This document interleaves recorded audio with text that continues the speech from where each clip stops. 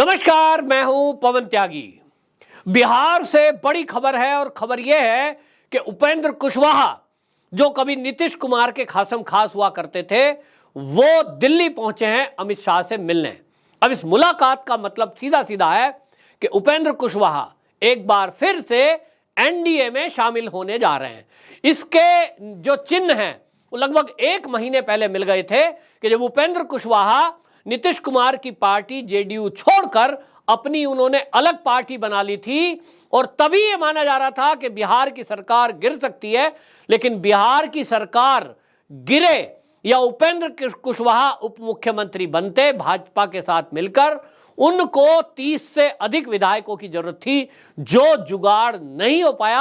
और इसलिए यह सरकार जो है खिचड़ी के अवसर पर जो गिरती दिखाई दे रही थी, वो सरकार तो बिहार की नहीं गिरी, लेकिन अब 2024 की तैयारी जैसे चली तो उपेंद्र कुशवाहा जी ने अमित शाह से मुलाकात करके ये साफ कर दिया कि उपेंद्र कुशवाहा एक बार फिर एनडीए का हिस्सा होंगे। एक महीने पहले आपको बता दूं, ये अचानक से जब पार्टी में टूट हुई और उपेंद्र कुशवाहा ने जो है जेडीयू से अलग होकर के राष्ट्रीय लोक जनता दल बना दिया, उसी समय इनको Y+ सुरक्षा दी गई थी और यह गृह मंत्रालय ने दिया था। तो Y+ सुरक्षा देने का मतलब तभी समझ में आ गया था कि केंद्रीय गृह मंत्री अमित शाह जी ने इनको आशीर्वाद दे दिया है। आशीर्वाद था, बातचीत थी, तभी पार्टी को तोड़ने की बात हुई थी। यह बात अमित शाह जी ने अभी हाल ही में बिहार के अंदर जो रैली हुई थी, उस रैली में क्लियर कर दिया कि अब एनडीए में भारतीय जनता पार्टी के साथ जो भारतीय जनता पार्टी से निकले हुए लोग हैं, जिन्होंने पीठ में छुरा घोंपा है, उसमें से नीतीश बाबू की वापसी तो संभव नहीं है। यानी क्लियर हो गया कि भारतीय जनता पार्टी में नीतीश कुमार आना भी चाहें तो उनके रास्ते बंद है। उपेंद्र कुशवाहा के लिए अमित शाह जी दरवाजे खोलते हैं। इसका मतलब आप समझिए बिहार की राजनीति में मतलब क्या है। आप अगर यह समझेंगे तो आप देखें कि उपेंद्र कुशवाहा जब जेडीयू में थे नीतीश बाबू के साथ, तब यहां भारतीय जनता पार्टी के साथ मिलकर के सरकार बनाने में नीतीश बाबू कामयाब रहे। सीटें कम थी, लेकिन भारतीय जनता पार्टी ने नीतीश को मुख्यमंत्री बनाना तय किया।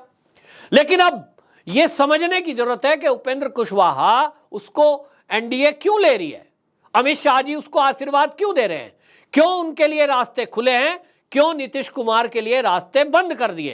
तो आप जातिगत समीकरण अगर देखेंगे बिहार का, तो वहां जो है जो नीतीश कुमार है, इनकी जाति कुर्मी है और इनका वोट परसेंट बिहार में मात्र 3% है। लेकिन दूसरी तरफ जो कुशवाहा है, उपेंद्र कुशवाहा, उनका वोट प्रतिशत 9 है, जो कि बहुत अधिक है। 9% वोट प्रतिशत पूरे बिहार की राजनीति को पलट के रख सकता है। हालांकि अकेले नहीं, लेकिन इनके साथ है चिराग पासवान, और चिराग पासवान की जो पार्टी है जनशक्ति पार्टी, वहां भी एनडीए के साथ मिलकर, एनडीए में शामिल नहीं होंगे, मतलब वैसे बीजेपी में शामिल नहीं होंगे, एनडीए के साथ मिलेंगे। और इसीलिए आपको बता दूं, चिराग पासवान को भी जेड सुरक्षा दी गई थी गृह मंत्रालय के द्वारा। और आप बिहार में अगर समझेंगे, मेरे वहां मित्र हैं, उनसे मेरी बातचीत होती रहती है, चिराग पासवान को एक तरह से भाजपा ने घोषित नहीं किया है, लेकिन उनको एक स्टार प्रचारक की तरह पूरे बिहार में घुमाया जा रहा है। जगह जगह रैलियां हो रही हैं और उनकी रैली में पूरी भीड़ उमड़ती है। यानी भाजपा भी सपोर्ट कर रही है और उनका अपना वोट तो है ही है, जो पासवान वोट है। तो एक तरफ चिराग पासवान है जो अपने तरीके से पूरी मेहनत कर रहे हैं, युवाओं को जोड़ने का काम कर रहे हैं। कुशवाहा वोट आ गया, पासवान वोट आ गया, और पिछले ही दिनों विकास इंसान पार्टी, उसके सुप्रीमो में मुकेश, उनको भी वाई सुरक्षा दी गई थी। और तभी समझ लिया गया था कि कुछ है मामला, कि ये जो अमित शाह जी का आशीर्वाद जिन लोगों को मिल रहा है, वो आशीर्वाद ऐसे तो मिलेगा नहीं। तो कुल मिलाकर भारतीय जनता पार्टी ने 2024 के लोकसभा चुनाव की तैयारी शुरू कर दी है। और उस तैयारी में आंकड़े क्या क्या होंगे, किन राज्य में किसको साथ लेने से फायदा मिल सकता है, ये तैयारी अमित शाह जी ने शुरू कर दी है। और इसी में हमने देखा कि मुकुल रॉय जो पश्चिम बंगाल के हैं, वो भी अमित शाह से मिलते हैं आकर के। और अब टीएमसी में भी ये भगदड़ मचती हुई आपको दिखाई देगी, क्योंकि पश्चिम बंगाल के जितने घोटाले हैं उन सब में अभी कार्रवाई पेंडिंग है। ईडी सीबीआई की कार्रवाई पेंडिंग है। जब कार्रवाई शुरू होगी, एक एक करके लोग जेल में आपको जाते दिखाई देंगे, तो टीएमसी में भी कोई बचने वाला नहीं है। यानी पश्चिम बंगाल में भी बड़ी टूट होगी टीएमसी के अंदर, और जो भारतीय जनता पार्टी छोड़कर गए वो भी वापस आएंगे, चाहे वो सुब्रतो राय हो, कोई हो, इधर उधर हो, ये सब के सब वापसी आने हैं। इसी तरह बिहार में तो अब हालत ये हो गई है कि वहां तेजस्वी यादव जेल जाने की तैयारी में है, क्योंकि उनके खिलाफ जो आईआरसीटीसी मामला है, जो नौकरी के बदले जमीन लेने वाला मामला है, उन मामले में उनकी पूरा परिवार यानी लालू प्रसाद, राबड़ी देवी, उनकी बहन, वो जेल जाने वाले हैं। उनके जेल जाते ही बिहार की सरकार गिरेगी। बिहार की सरकार गिरेगी तो दो ही बात है, फ्रेश चुनाव होंगे या आरजेडी और जेडीयू में टूट हो जाए और वो बीजेपी को सपोर्ट कर दें। तो बीजेपी के सूत्र ये कह रहे हैं कि बिहार में हम हर कंडीशन पर विचार कर रहे हैं। उपेंद्र कुशवाहा जी जो है वो उप मुख्यमंत्री बनने का ख्वाब देख रहे हैं, लेकिन भारतीय जनता पार्टी, जहां तक मेरा आकलन है, वो किसी ऐसे चेहरे को सीएम पोस्ट पर बिठाएगी जिसके कारण से उसको 2024 में ज्यादा फायदा मिले। तो वो चिराग पासवान होंगे।